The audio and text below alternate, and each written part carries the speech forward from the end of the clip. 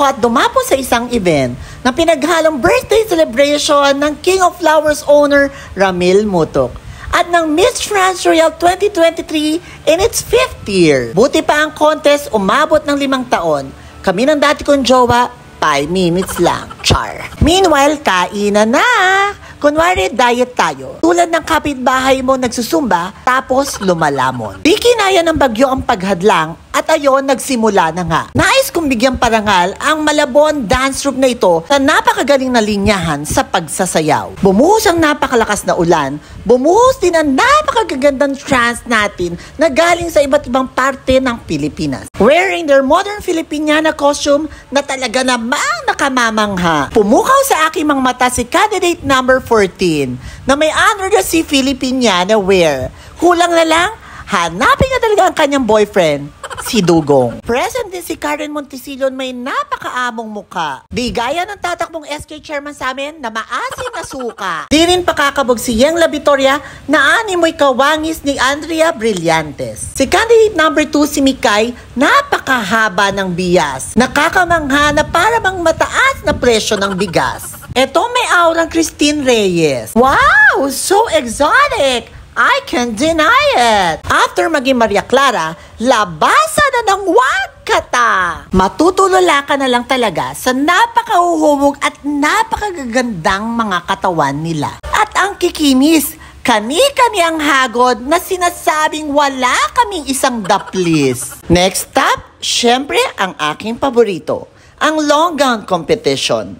Samot-saring kinang, designs at grandiosang mga aurahan. Dito mas napakita nila ang tunay naman nilang galing at pagiging isang diyosa sa entablado. Sa kani-kanilang ganda at husay, unti-unti nang malalaman ang tunay at pinakamakina. Ang pinakamalaking disappointment ko po sa aking buhay, ayun po, ay ang hindi ako tanggapin ng aking mga magulang. Sapagkat ang unang-unang tatanggap at iintindi sa akin, dapat ay ang ating mga magulang.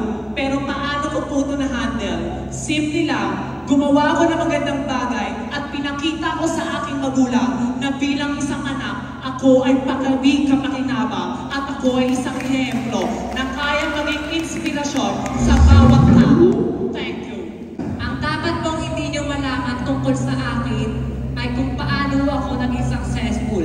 Bakit kamo? Dapat nyo malaman kung paano ako nagsumikap bago ako maging successful. Dahil nais ko maging inspirasyon sa bawat kabataan na hindi hadlang kahirapan para maging successful tayo sa buhay. Bagkus, gumawa tayo ng paraan dahil at the end of the day, tayo pa rin ang gagawa ng sarili nating tadhana. Thank you so much.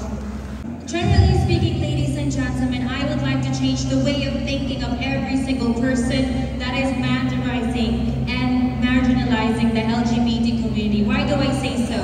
Because if they would accept the idea of us in their minds, they would see that we are multifaceted as individuals. We are talented and we are genuine people that are loved and deserve to be loved and respected just like any other person.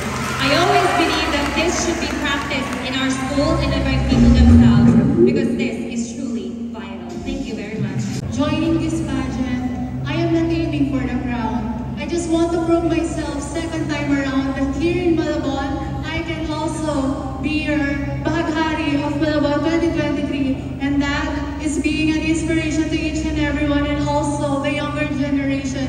I wanted to go out of this stage that the younger generation is inspired by me. I wanted to be a motivational transgender woman by each and every one of us, and I thank you. So mapagpalain kami po sa inyong lahat. Ang pinaka-isang bagay na gusto ko sa sarili ko ay ang pagiging matatag ko.